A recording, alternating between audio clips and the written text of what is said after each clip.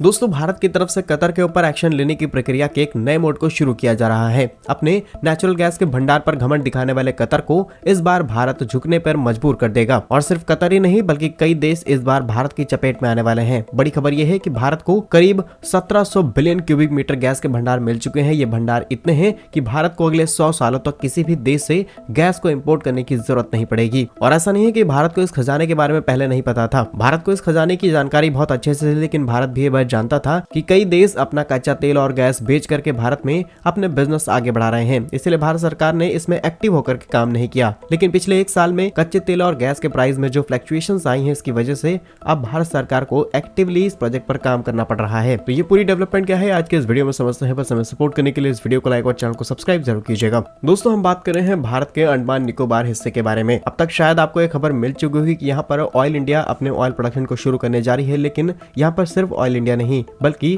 भारत के साथ साथ इटली और यूके की भी कई कंपनीज को यहाँ पर पार्टिसिपेट कराया गया है, ताकि इन फ्यूचर अगर भारतीय कंपनी को कोई भी क्रिटिकल टेक्नोलॉजी में प्रॉब्लम आती है तो ये कंपनीज भारतीय कंपनियों की इजीली हेल्प करेंगी और भारत को यहाँ से ऑयल एंड गैस एक्सप्लोर और एक्सट्रैक्ट करने में कोई भी प्रॉब्लम नहीं आने वाली है। रिपोर्ट्स के मुताबिक बताया गया है कि अंडमान निकोबार के एक्सक्लूसिव इकोनॉमिक जोन में 1700 बिलियन क्यूबिक मीटर गैस या फिर कहें 17 बिलियन टन हाइड्रोकार्बन मौजूद है। ये मात्रा इतनी ज्यादा है कि भारत अगले 70 सालों तक अपनी गैस एंड ऑयल डिमांड को बिना इंपोर्ट किए हुए पूरा कर सकता है। और ऐसा नहीं है कि भारत सरकार को पहली बार इस खजाने के बारे में पता चल रहा है। बहुत सालों पहले ही भारत सरकार को इसके बारे में पता था, लेकिन कुछ सिक्योरिटी इश्यूज की वजह से यहाँ पर काम नहीं किया जाता और फाइनली सभी चीजों को किनारे करते हुए यहाँ पर काम शुरू किया गया है। सबसे पहले यहाँ पर ऑयल इंडिया 2 वाटर ब्लॉक्स के अंदर ऑयल एक्सप्लोर करने का काम करेगी, जहाँ ऑयल इंडिया भी भारत की एक तेल कंपनी है। इसके अलावा इंडियन ऑयल भी भारत की एक तेल कंपनी है। दोनों ही कंपनियां बिल्कुल अलग हैं, भले ही दोनों का बिजनेस सेम हो। जहाँ जिस पूरे एरिया में तेल और गैस के भंडार मिले हैं, इसका क्षेत्रफल करीब 2,25,918 स्क्वायर किलोमीटर का है, जिसमें करीब 2,07,000 स्क्वायर मीटर का एरिया जो है वो डीप वाटर का है। और यहीं पर भारत को क्रिटिकल टेक्नोलॉजी की जरूरत पड़ेगी और इसलिए कई अलग अलग कंपनीज को यहाँ पर पार्टिसिपेट कराया गया था। साल 2020 से भारत ने एक इटालियन कंपनी को करीब